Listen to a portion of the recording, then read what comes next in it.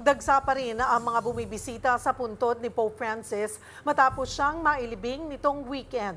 Babalita si Jovi Francisco. Muling napuno ng tao ang St. Peter's Square isang araw matapos ang libing ni Pope Francis. Halos 200,000 mga kabataan ang dumalo sa misa para sa ikalawang araw ng 9 days of mourning para sa pumanaw na Santo Papa. May mga kababayan pa rin tayong nagbigay ng kailang damdamin ukol kay Lolo Kiko. Mahal na mahal ni Pope ang immigrant at saka mga very poor person. At siya po ay tumutulong siya sa mga mahihirap na nandito sa Italia. As a Catholic, yung pakiramdam na, yung masarap ang pakiramdam na kahit wala na yung Santo Papa, at least makadalo man lang dito. Bago ito ay pinangunahan ni Cardinal Luis Antonio Tagle ang isang misa sa Pontificio Collegio Filipino. Sumetro ang kanyang homily sa Divine Mercy. Kinahapunan, dumating sa Maggiore Basilica ang mahigit 200 kardinal. Ito ang una nilang pagbisita sa puntod ni Pope Francis pagkatapos ng funeral noong Sabado. Kompletong tumungo doon ang 4 na cardinals mula Pilipinas. Maliban kay Tagle, naroon din sina Cardinals Orlando Quevedo, Jose Advincula at Pablo Virgilio David. Nag-aalay ng dasal para sa Santo Papa ang mga miyembro ng College of Cardinals. Maagang binuksan sa publiko ang basilika para sa gustong dumalaw kay Pope Francis. Mahaba ang pila na puno maging ang likod ng simbahan. Halos 3 oras ang itatagal sa pila ng mga nais bumisita sa Santo Papa. Pero hindi pwedeng magtagal sa harap mismo ng puntod ni Lolo Kiko. Kaya karamihan doon ay sa ibang parte na lamang ng basilika nag-alay ng panalangin. Kapuna-puna na nasunod talaga ang hiling ni Pope Francis na siya ay mahimlay sa isang simpleng libingan. Iba po yung pakiramdam eh. Magaang po. Kahit yung pila niya pong 3 oras, natanggal po lahat. Kahit saglit lang po kami dumadaan sa kanya kung saan siya nilagay. Iba po talaga yung feeling. Marami sa mga pumila ay pumila rin sa public viewing o lamay sa Vatican. Maaari nang bisitahin ang puntod ni Pope Francis sa loob ng Papal Basilica of St. Mary Major isang araw matapos siyang ihimlay doon. Nagulat mula sa Vatican, Rome, Jovi Francisco para sa 1PH. Kaugnay nga makakausap natin si Father Derek James Vergara, student of canon law sa Pontificia Universidad de la Santa Croce sa Rome. Magandang tanghali mula po dito sa Pilipinas, Father, at magandang umaga po dyan sa inyo. Magandang tanghali po sa inyo, Miss Cheryl, at sa lahat po ng mga nanonood at nakikinig po sa inyo pong palatuntunan. Salamat po muli sa oras. Father Derek, maaari nyo bang ibahagi po sa amin yung inyong karanasan sa libing ni Pope Francis? Ano-ano po yung highlight sa seremonya at sa naging homily na pinangunahan po ni Cardinal Giovanni Battista Re? Miss Cheryl, yung experience ko doon sa pag-attend ng funeral ni Pope Francis ay masasabi ko na extraordinary experience ito. Dahil simula pa lang nung pagpila namin, nakita namin ay napakaraming tao na po doon sa Via Conciliazione kung saan po naglagay ng gate ang Vatican at ang Italian na police authorities, no, para makapasok po doon sa St. Peter's Square. At nung dumating po kami doon, talagang nakita namin yung mga tao doon na natulog yung karamihan sa lansangan. Naglatag na sila doon ng kanilang mga, sabihin natin, banig, mga una nila, doon talaga sila natulog at nagantay para nga makapasok sa loob ng St. Peter's Square.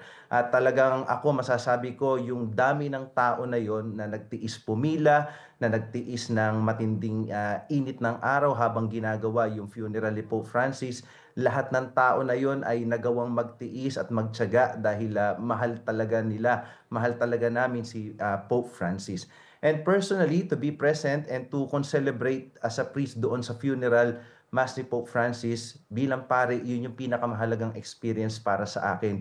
Bilang miyembro ng isang malaking pamilya ng simbahan, ay masasabi ko na nandoon ako at naihatid ko sa huling hantungan ang ama ng ating simbahan na si Pope Francis. And during doon sa homily ni Cardinal Re, ay hinighlight niya doon kung saan nag-quote siya ng ilang mga salita mula kay Pope Francis. Ang sabi niya doon is, build bridges, not walls. And pinapatunayan nito na si Pope Francis ay naging tulay ng kapayapaan sa buong mundo at ng pagkakaisa nating mga tao. that He will always find the commonality sa ating mga tao despite our differences. Kaya para sa Kanya, para kay Pope Francis, hinighlight niya yun throughout his pontificate na tayong lahat ay magkakapatid bilang mga tao. Ano rin po ang maituturing nyo, Father Derek, na most touching part dito po sa naging seremonya sa paglilibing po kay Pope Francis? Miss Cheryl, si Pope Francis ay kilala natin na mahal niya yung mga tao and gusto niya palagi na nakakahalubilo siya sa mga tao. Kaya para sa akin, the most touching part ay yung for the last time, yung mga pallbearers, iniangat nila, pinakita nila yung copy ni Pope Francis sa St. Peter's Square. They tilted it upwards, no? And nagpalakpakan yung mga tao. And touching ito kasi ito yung palaging gesture of affection ni Pope Francis. Yung makita siya, kumaway siya, no? Gusto niya na palaging makita tayo. And for the last time, gusto niya na makita natin siya. To bid us goodbye once and for the last time.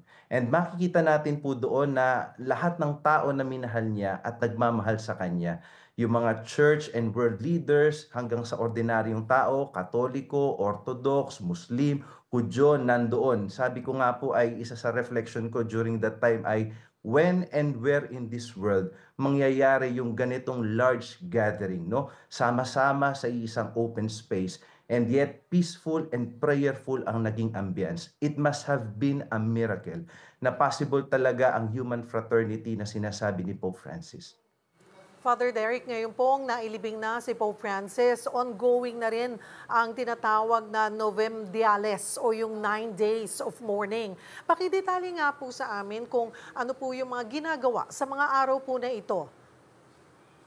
Katulad po nung mga nabanggit ko nung nakaraang interview, yung Novem Diales po ay yung 9 na araw po na pagmimisa para po sa kapayapaan ng kaluluwa ni Pope Francis. At ito nga po ay nagsimula at itinakda po ng College of Cardinals base po sa kanilang General Congregation na magsimula ito noong Sabado at magpapatuloy po ito ng 9 na araw. At during Novem Diales po, ang ginagawa po dito ay sa St. Peter's Basilica ay nag-o-offer po ng misa for 9 consecutive days. At kada araw po ay iba-iba pong kardinal ang nangunguna sa pagdiriwang ng banal na misa at kada araw ay iba-iba rin pong grupo ang dumadalo po para po sa banal na misa. Iba-iba po ang ibang grupo ang nagsisimba po sa banal na misa. At pinapakita po kasi nito yung universality po ng simbahan na pinaglingkuran ni Pope Francis. At habang pong isinasagawa itong 9 na araw na morning, ay kasabay po dito, ano-ano rin po ba yung ginagawang paghahanda? Kasabay na rin po ba nangyayari ngayon yung paghahanda rin para sa conclave o paghahalal ng Santo Papa?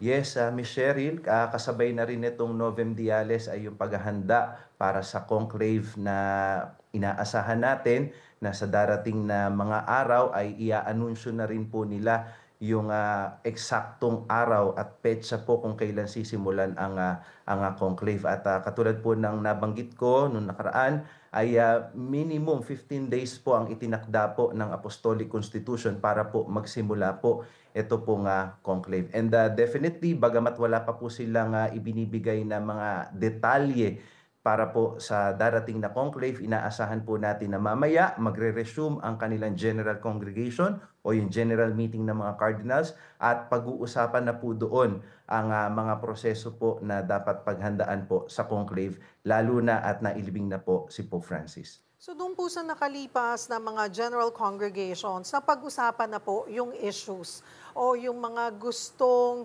tahakin na posibleng tahakin na direksyon ng Simbahang Katolika. Yung pong susunod na possible, sabi nyo nga po, na General Congregation, dito na po papasok yung date kung kailan ba tayo pwede na bang magsimula yung conclave. And you said na pwede naman earlier, di ba, than 15 days. Kumbaga, kunwari, possible na anytime this week ay pwede pong magsimula ang conclave. Tama ka, Miss Cheryl, ay depende ito sa desisyon ng College of Cardinals kung kanilang aagahan yung umpisa ng conclave. Pero sabi nung Biyernes, sabi ng Vatican News nung Biyernes ay mayroon pa lamang 149 cardinals present. So hindi nila in-specify kung yung 149 doon, yung 149 cardinals ay nakapaloob na doon yung 135 cardinal electors. So hindi pa malinaw kung nandun na yung 135 cardinal electors. Dahil kung kumpleto na doon yung cardinal electors, yung 135 cardinal electors, ay maaari na silang magdesisyon na umpisahan na yung conclave. Marami pong salamat sa inyong oras, Father Derek James Vergara, student of Canon Law sa Pontificia Universidad de la Santa Croce sa Rome.